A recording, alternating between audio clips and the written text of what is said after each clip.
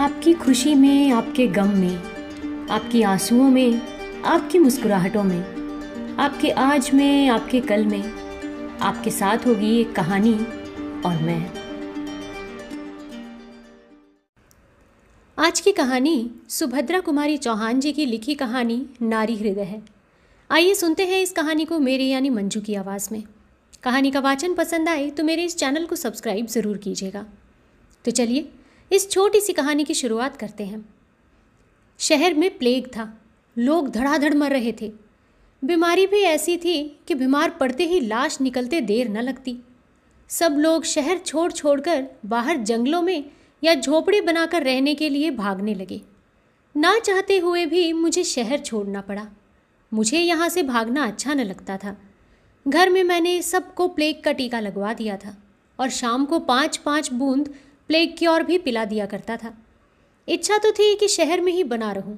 कौन यहाँ से वहाँ भागने का झंझट करे। वैसे ही खर्च के मारे हैरान था। फिर और लोगों की तरह मैं झोपड़ा बनाकर भी तो न रह सकता था। वकालत की शान में फ़र्क न पड़ जाता। रहना तो मुझे बंगले पर ही पड़ेगा। और इन दिनों बंगले के मालिकों का दिमाग तो 7वें आसमान पर ही रहता है। 100, 75 और 50 से नीचे तो वो बात ही नहीं करते। फिर आजकल की आमदनी में किराए का कम से कम 50 रुपये माहवारी ही रख लो तो 4 महीने में 200 हो जाते हैं। मुश्किल ही समझो, पर करता क्या। अपने प्रयत्न भर तो मैंने शहर में ही रह आने की कोशिश की, पर मेरी पत्नी ने न माना। उसने जब तक मैं मकान बदलकर बंगले पर रहने न चला गया मेरा खाना पीना और सोना हराम कर दिया। उसकी ज़रा सी बच्ची थी जिसके लिए वो इतनी व्याकुल रहती थी जैसे सारे शहर भर का प्लेग उसी पर फट पड़ेगा। कचहरी की छुट्टी थी। मैं अपने ऑफिस वाले कमरे में एक नौकर की सहायता से अपनी कानूनी की किताबें जमा रहा था। कमरे में कई अलमारियां थीं। मैं उन्हें साफ करवा के वहां अपनी पुस्तकें और अन्य वस्तुएं तरतीबवार रखना चाहता था। उन अलमारियों से रद्दी कागज़ों के साथ एक लिफाफा भी वज़न से ज़रा भारी होने के कारण खट से नीचे गिर पड़ा। मैंने उसे गिरते हुए देखा, किंतु उदासीन भाव से फिर अपने काम में लग गया। मैं कमरे से बाहर जाने लगा। लिफाफा फिर पैरों से टकरा गया। इस बार मैंने उसे उठा लिया। उठाकर देखा तो उस पर किसी का पता तो ना था, पर वो मजबूत डोर से कसकर बांधा गया था और मैंने जेब में उसे रख लिया। दिन भर कार्य की अधिकता के कारण मुझे उसकी याद नहीं रही। शाम को जब मैं भोजन करके लेटा तो क्रम से दिन भर की घटनाओं पर विचार करने लगा। एकाएक मुझे उस लिफाफे की याद आ गई। मैंने बिस्तर से उठकर कोट की जेब से लिफाफा निकाला और कैंची से धागे को काटकर सावधानी से खोला। देखा तो उसमें किसी स्त्री के लिखे हुए कुछ पत्र थे। उत्सुकता और बढ़ी। मैंने उन पत्रों को तारीखवार पढ़ना शुरू कर दिया। पहला पत्र कुछ इस प्रकार था। शांति सरोवर, 1 सितंबर 1931। मेरे देवता, मुझे मालूम है कि आप मुझसे नाराज़ हैं।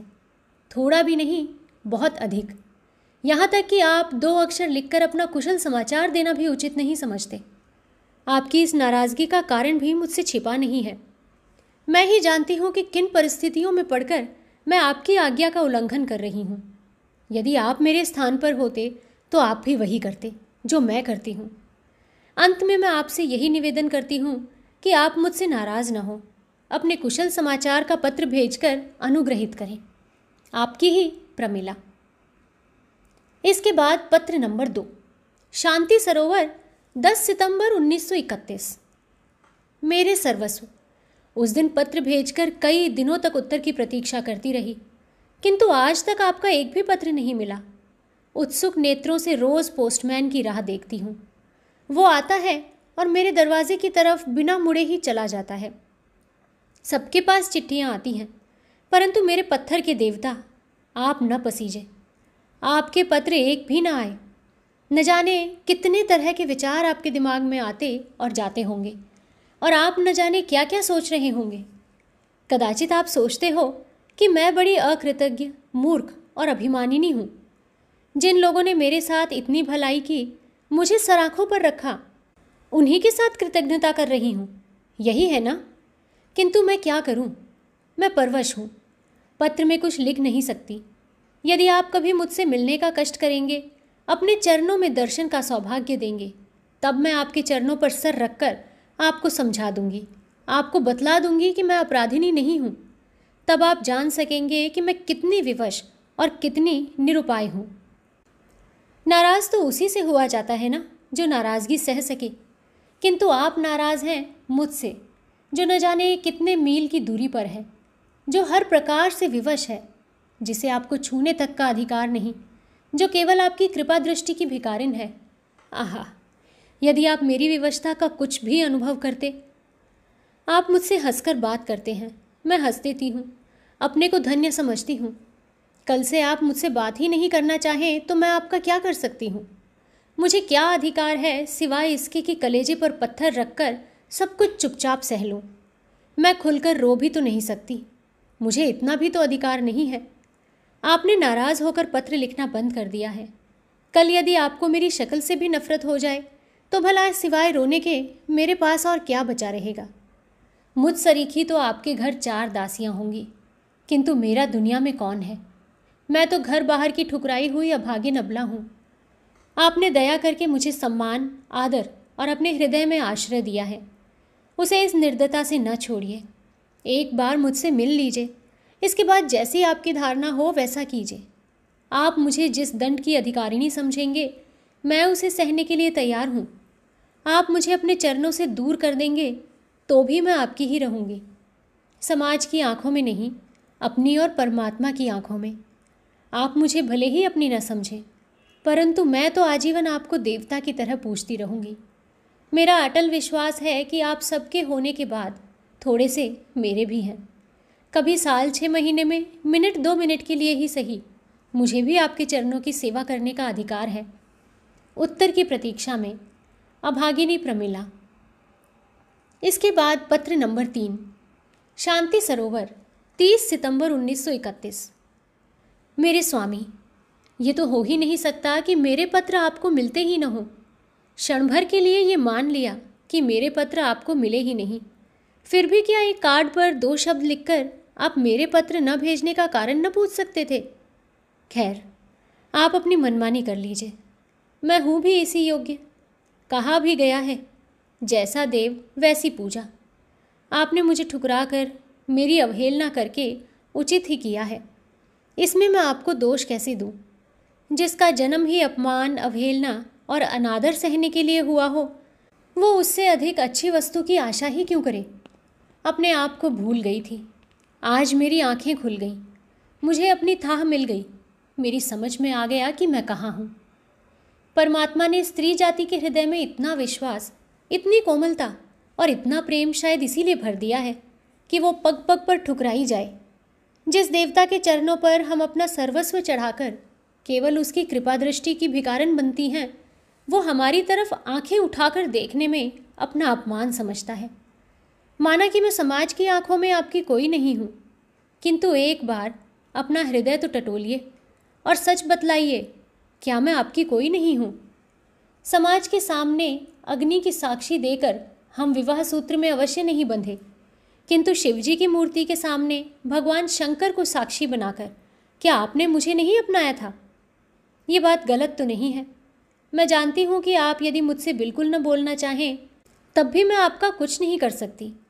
यदि किसी से कुछ कहने भी जाऊँ तो सिवाय अपमान और तिरस्कार के मुझे क्या मिलेगा? आपको तो कोई कुछ नहीं कहेगा, आप फिर भी समाज में सिर ऊंचा करके बैठ सकेंगे, किंतु मेरे लिए कौन सा स्थान रहेगा? अभी रूखा सूखा टुकड़ा खाकर जहाँ रात को सोई रहती हूँ, फिर वहाँ से भी ठोकर मार कर निकाल दी जाऊँगी, और उसके बाद गली गली की भिखारिन बन जाने के अतिरिक्त मेरे पास दूसरा क्या साधन बचेगा? संभव है आप मुझे दुराचारिणी या पापिन समझते हो, और इसीलिए बहुत सोच विचार के बाद आपने मुझसे संबंध त्याग में ही कुशलता समझी हो और पत्र लिखना भी बंद कर दिया हो। खैर, आप मुझे कुछ भी समझें, परमात्मा ऊपर से देखता है कि मैं क्या हूँ, दुराचारिणी हूँ या नहीं, पापिन हूँ या क्या, इसका साक्षी तो ईश्वर ही है। मैं अपने मुंह से अपनी सफाई क्या दूँ? अब केवल यही प्रार्थना है कि मुझे क्षमा करें, मेरी त्रुटियों पर ध्यान न दें और कृपा करके मेरे पत्र का कोई उत्तर भी न दें, क्योंकि अब आपका पत्र पढ़ने के लिए शायद मैं संसार में भी ना रहूं। अभागिनी प्रमिला। पत्र पढ़कर मैंने एक ठंडी सांस ली और करवट बदली। देखा, न जाने कब से मेरी स्त्री सुशीला मेरे सिराहने खड़ी है। मुझे देखते ही वो भागी। मैंने दौड़कर उसकी धोती पकड़ ली और उसे पलंग तक खींच लाया। उसे जबरन पलंग पर बैठाकर मैंने पूछा, तुम भागी क्यों जा रही थी? तुम बड़े कठोर हो। उसने मुंह फेरे फेरे ही उत्तर दिया। क्यों? मैंने उसका मुंह अपनी तरफ फेरते हुए पूछा। मैं कठोर कैसे हूं? अपनी आंखों के आंसू पोंछती हुई वो बोली, यदि तुम निभा नहीं सकते थे तो उस बेचारी को इस रास्ते पर घसीटा ही क्यों? मुझे हंसी आ गई। हालांकि प्रमिला के पत्रों को पढ़ने के बाद मेरे हृदय में भी एक प्रकार का दर्द सा हो रहा था। मुझे स्त्रियों की असहायता, उनकी विवशता और उनके कष्टों से बड़ी तीव्र मार्मिक पीड़ा सी हो रही थी। मैंने किंचित मुस्कुरा कर कहा, पगली, ये पत्र मेरे लिए नहीं लिखे गए। उसकी भवें तन गईं। बोली, तो भला छिपाते क्यों हो? मैं क्या बुरा मानती हूँ? बुरा मानती ज़रूर, यदि मैं प्रमिला के पत्र न पढ़ चुकी होती। पत्र पढ़ने के बाद तो मुझे उस पर क्रोध के बदले दया ही आती है। यदि तुम मुझे उसका पता बता दो तो मैं स्वयं उसे यहाँ लिवा लाऊं। बेचारी का जीवन कितना दुखी है। मैंने कहा, भला मैं कभी तुमसे झूठ बोलता हूँ? ये पत्र मुझे आज इसी कोठरी में रद्दी कागज़ों में मिले हैं। जिस लिफाफे में ये बंद थे वो भी ये है, देखो। कहते हुए मैंने लिफाफा उठाकर सुशीला के सामने रख दिया। सुशीला ने एक बार लिफाफे की ओर और फिर मेरी ओर देखते हुए कहा, तुम ही क्या, पुरुष मात्र ही कठोर होते हैं। तो दोस्तों, आशा करती हूँ ये छोटी सी कहानी आपको पसंद ज़रूर आई होगी। कहानी एक स्त्री के बारे में है जिसका नाम निर्मला है। निर्मला को शायद उसके प्रेमी ने मंदिर में शादी करके छोड़ दिया था। इसी दुख और पीड़ा में निर्मला ने अपने उस प्रेमी को कई खत लिखे, जो रिश्ते में तो शायद उसका पति था, किंतु उसकी तरफ से एक भी पत्र का जवाब नहीं आया। ये सब जानकर निर्मला को बेहद दुख जरूर होता, किंतु उसकी आखिरी चिट्ठी से यही प्रतीत होता कि वो शायद अब अपना जीवन समाप्त करने की कगार पर थी।